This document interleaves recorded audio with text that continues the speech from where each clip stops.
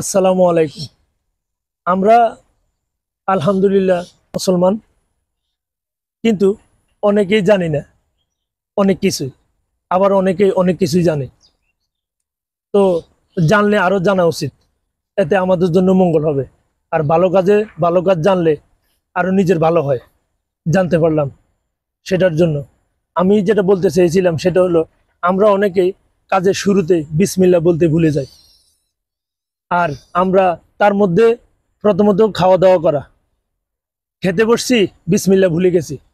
ইনশাআল্লাহ এর জন্য রব্বুল আলামিন, যদি আমরা খাওয়ার শুরুতে বিসমিল্লাহ ভুলে যাই, তাহলে আমরা কি করব?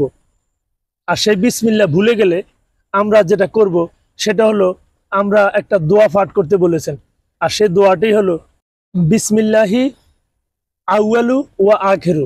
বিসমিল্লাহি আউয়ালু ওয়া আখিরু, এই দোয়াটি আমরা পাঠ করব। আমরা বিসমিল্লাহ ভুলে গেছি, ভাত খেয়ে ফেলতেছি, হয় শেষের দিকে নাহলে মাঝপথে, আমরা এই দোয়াটি পাঠ করব। তাহলে আমাদের রব্বুল আলামিন ভাত খাওয়াটি কবুল করে নেবেন। আমাদের আর বিসমিল্লাহ পড়ার কোনো সমস্যা হবে না ইনশাআল্লাহ।